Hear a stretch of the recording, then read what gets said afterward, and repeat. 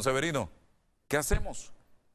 ¿Qué hacemos para poner orden de una vez y por todas con el transporte en este país? Y con los... Mire, todas las denuncias, y no he terminado de leer, porque aquí tengo 58 mensajes que todavía no he visto.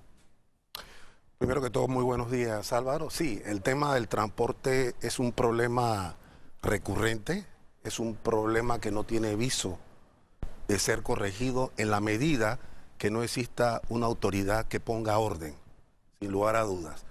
El tema del transporte selectivo en particular, si tú me preguntas a mí, mi calificación de 1 a 10 en cuanto a disciplina y orden, yo creo que son dentro de todo. No puedo generalizar, porque definitivamente hay transportistas serios, pero en el caso particular del transporte selectivo es el acabose en Panamá, sin lugar a dudas.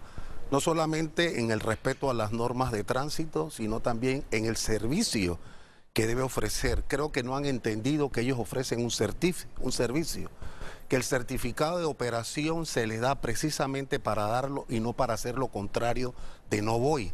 Hemos creado en la mentalidad del panameño que tiene que pedir permiso o preguntarle.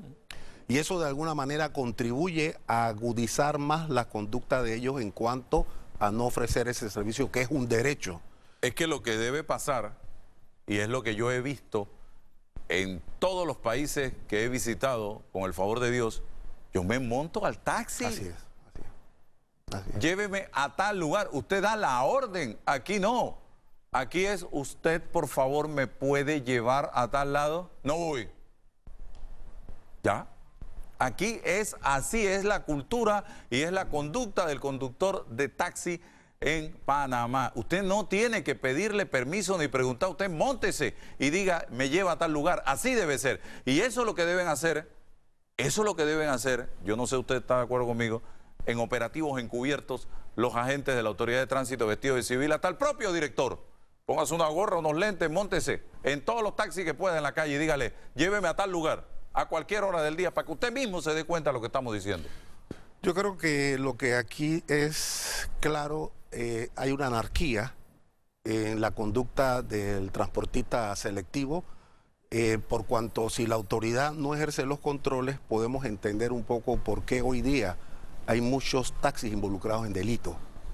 Y eso es una muestra visible de que al no haber control, eso me está mostrando a mí que no se sabe quién está tras el volante de ese vehículo. Que hayan empresas alquilando taxi día a día, ¿usted cree que eso es legal? Por supuesto que no, y extranjeros, que es peor. Eso nos muestra que al no existir una autoridad, al ser invisible, aquí se hace lo que la gente le da la gana. Y el que padece al final del camino es el propio usuario, que siempre será la víctima. Así es. ¿Qué hacemos por esas víctimas? ¿Qué hacemos por el ciudadano que padece este problema? Eso explica un poco por qué el ciudadano prefiere un sistema como Uber para poder movilizarse. No hay de otra. Y yo creo que aquí lo que amerita es que la autoridad de tránsito tiene que hacer una reingeniería, mostrar disciplina y autoridad, que es lo más importante. Si no muestra la autoridad, estamos viendo, y esto va a seguir, esto va a continuar y padeciendo el ciudadano. Y el problema es nacional. Aquí me dicen en Changuinola el servicio de taxi es pésimo. No existen piqueras de taxi donde usted pueda llamar a solicitar un taxi. Son colectivos. Un taxi te lleva 5 pasajeros para diferentes rutas, a veces hasta 7. Los taxis no los dejan donde usted quiere, es hasta donde ellos van y lo bajan. Usted tiene que pedirle los números de teléfono a los taxistas, exponiéndose a que sepan todo de usted. El tránsito, ¿dónde está? Me dicen acá, desde ese sector. Acá me dice, que ya el hueco de Chitré lo llenaron de tierra. Y usted vaya a ver cómo quedó, me dice esta persona que me está escribiendo acá.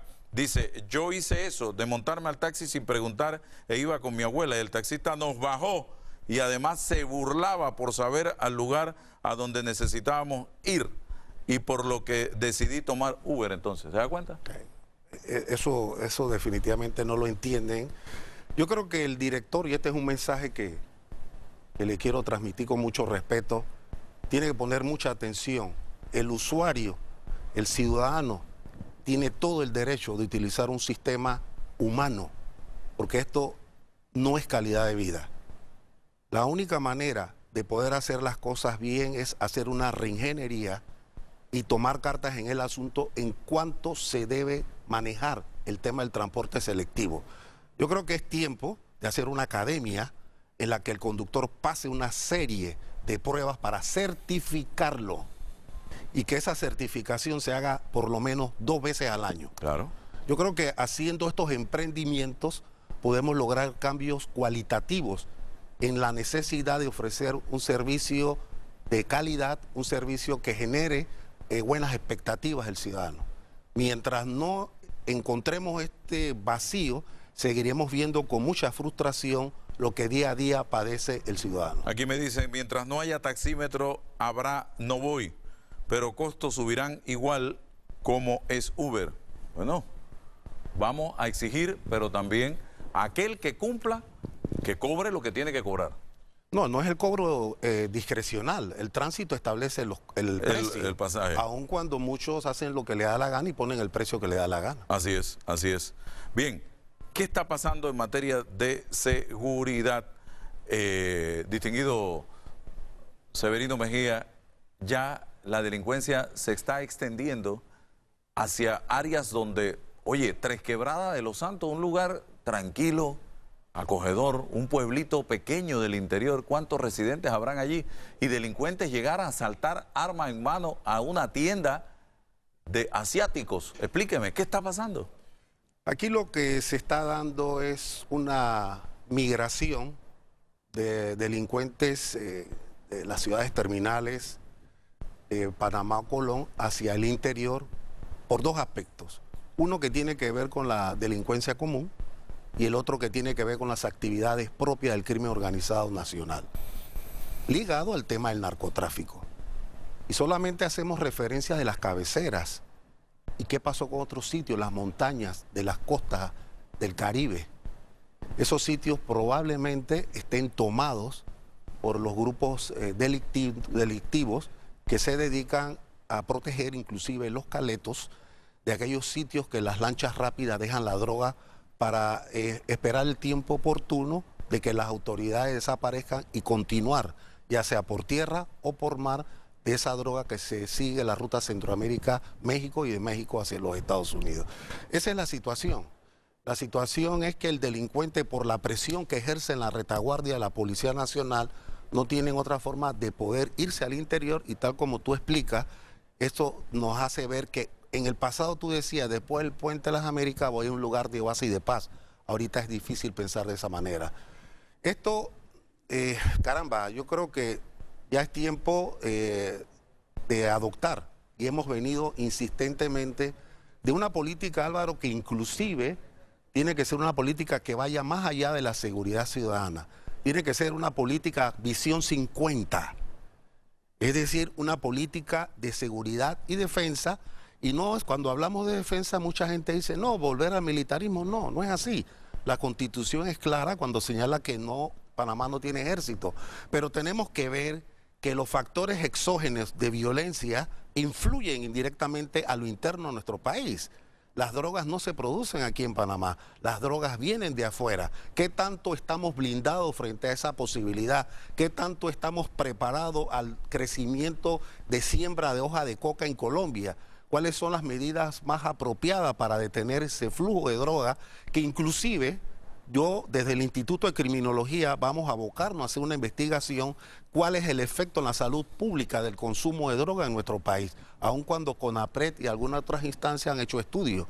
Pero eso es importante determinarlo para facilitar la toma de decisión que tienen que realizar las autoridades, porque este es un problema de salud pública, que no tenemos la más remota idea cuántos enfermos, desde el punto de vista de la sociedad, estamos afectados por esto. Pero no todo el delito, los tipos de delitos están vinculados al tema de la droga o el narcotráfico. El ratero común Exacto. Es otra cosa. No, la delincuencia común. Y ciertamente si nosotros hacemos un contraste de cuáles son los delitos que más se cometen en Panamá, están ligados al hurto, al robo simple, al robo a mano armada, a otros tipos de delitos que no se ven, que son invisibles, pero están ahí y en mayor proporción, como es el maltrato infantil, la violencia doméstica, la violación carnal es extremadamente elevada. Y este es un tema que nos debe obligar a mirar la otra cara de la moneda, y es el hecho de que ya es tiempo que la víctima sea tratada. Nosotros en el Instituto de Criminología estamos haciendo la valoración de un proyecto de que se cree una autoridad nacional de atención a las víctimas en manera integral. Muchas víctimas en Panamá pasan desapercibidos lo que sufren y padecen, y el Estado, que es el responsable, el gestor de protección de todos los ciudadanos, tiene que tomar cartas en el asunto. Mire, yo he venido insistiendo y voy a seguir insistiendo. ¿Por qué en Panamá no nos ponemos al día en materia tecnológica? ¿Qué pasa que a estas alturas del partido todavía Panamá no tiene un sistema de cámaras a lo largo y ancho de la ciudad, en los puntos más sensitivos, para monitorear la delincuencia? ¿Qué ocurren a diario hechos delictivos? Y no tenemos un sistema de cámara para monitorear, para detectar desde un centro de monitoreo los movimientos del carro o de la persona o de la moto donde ocurrió el hecho. Estoy totalmente de acuerdo contigo, estamos en el siglo XXI, tenemos toda la tecnología a nuestra disposición.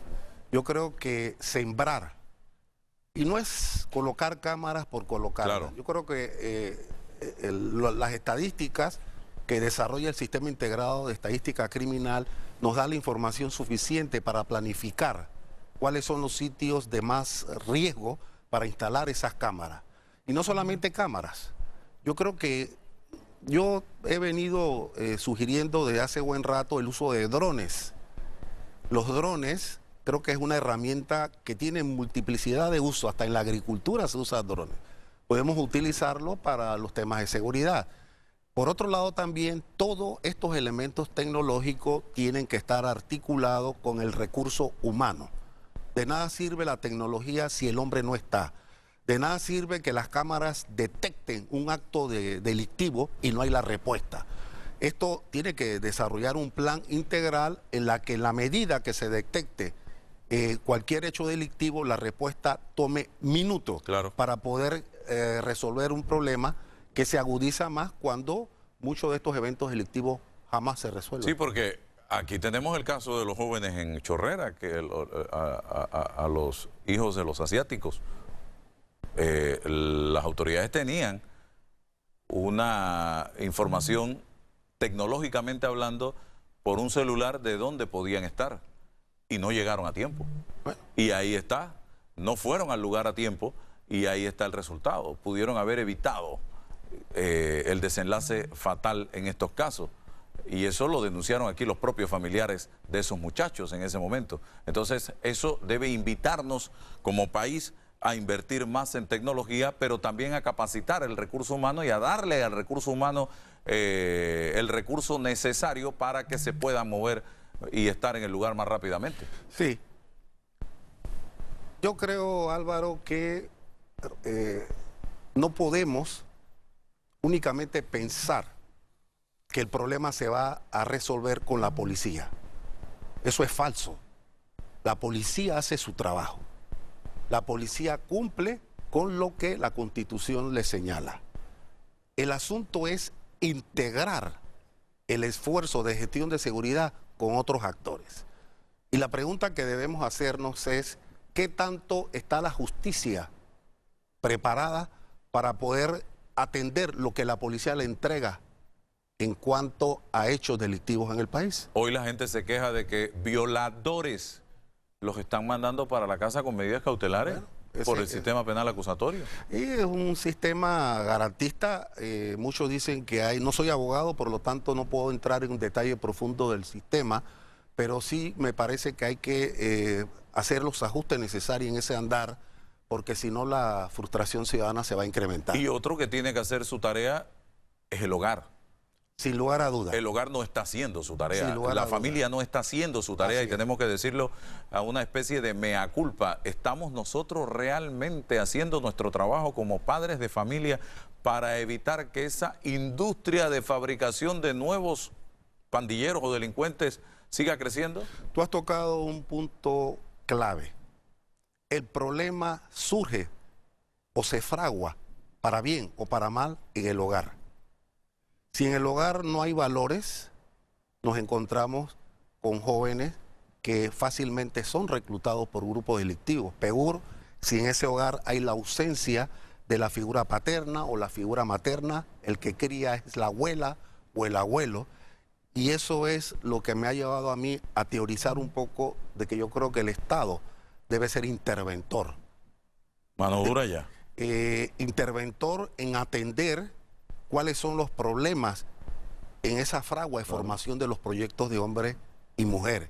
Si no actuamos, vamos a seguir viendo, como dice nuestro amigo Danilo Toro, en la entrada del tubo, una fila permanente de jóvenes que van a llegar al final del camino para delinquir, no para hacer proyectos de hombres o mujeres positivos para la patria, sino para engrosar las filas de la delincuencia. Yo veía la semana pasada, luego de un motín que se registró en La Megajoya, y es duro lo que voy a decir, pero lo digo, a un grupo de madres de familia bravas, disgustadas, molestas, porque no se les permitía llevarle comida, no, entregarle personalmente la comida a sus familiares. Y me preguntaba yo, ¿por qué esa misma energía, esa misma rabia, ese mismo malestar no lo invertiste en tiempo necesario y suficiente para dárselo a tu hijo cuando lo estabas criando? Y evitar que ese muchacho estuviera hoy en una cárcel. Sí, cuando yo vi la noticia, a mi mente me vino, creo que tú lo pasaste, sí, un mensaje positivo de un condenado a muerte. Ajá. Que le escribió una carta a su madre y que le decía que ella debía estar con él en la pena de muerte. Y es la realidad. El joven, si los padres desde pequeños no le ponen el control o la disciplina, eso es lo que va a suceder. Claro, entiendo que es una madre, pero ojalá desde pequeño le hubiera puesto atención a su hijo y quizás hoy esos niños o esos varones o mujeres ya adultos no estuvieran en ningún sistema penitenciario privado de su libertad. Y muchas veces me han escrito diciéndome, es que hoy día la ley le ha quitado al padre de familia la potestad de poner autoridad u orden en su casa. Ninguna ley en este país le ha quitado a usted, madre y padre de familia, la autoridad sobre su hijo en casa. Ninguna ley le ha quitado a usted la posibilidad de que usted discipline a su hijo, de que usted castigue a su hijo cuando hace algo que no es correcto. Lo que la ley en Panamá, en Estados Unidos, en China, en África, dice es que usted no puede maltratar a un hijo, que es algo muy distinto. Esa es otra cosa. Pero poner orden, disciplinar a su hijo, usted puede hacerlo 7 días a la semana, 24 horas al día. No va a agarrar un palo o una cadena y lo va a amarrar y lo va a encadenar a la cama en el cuarto. ¿O sí, estoy equivocado? No, o sea, tienes toda la razón. Y no importa qué clase social, los tiempos cambian. En la época nuestra, pues nuestros padres estaban muy pendientes de nuestra propia existencia. Cuando veníamos de la escuela, revisaban las maletas a la hora de salir, cómo íbamos hacia los colegios. Y este tema que estás señalando de que la ley o hay normas que no permiten que se sancione a los hijos, es una excusa baladí. Yo creo que ya es tiempo que los padres piensen bien cuál será el resultado de sus hijos si no solo lo disciplinan. Disciplinarlo como es debido, no maltratarlo, claro, que esa es otra cosa. Y lo más importante, la educación como la herramienta de transformación de las personas. Y yo estoy seguro que muchos padres ni se preocupan cómo van sus hijos en la escuela. Cuando citan, tengo entendido, a reuniones de padres de familia van pocos, lo que muestra, Álvaro, que tenemos un serio problema de antivalores en nuestro país. Y es ahí lo que yo considero la fragua de formación de los individuos ya en su estado de adulto. Porque también hay un detalle importante en reseñar, y es el hecho de que yo puedo tener una buena educación, pero soy corrupto. Claro. De nada sirve de que tú tengas una educación, pero no se le ha sembrado a ese joven esos valores importantes de honestidad, honradez, responsabilidad, que es una mezcla en la que se articula esos valores más la educación para formar un proyecto de ciudadano decente y honorable en aras del beneficio de nuestro país. Muchísimas gracias, Severino Mejía, por estar con nosotros en la mañana de hoy.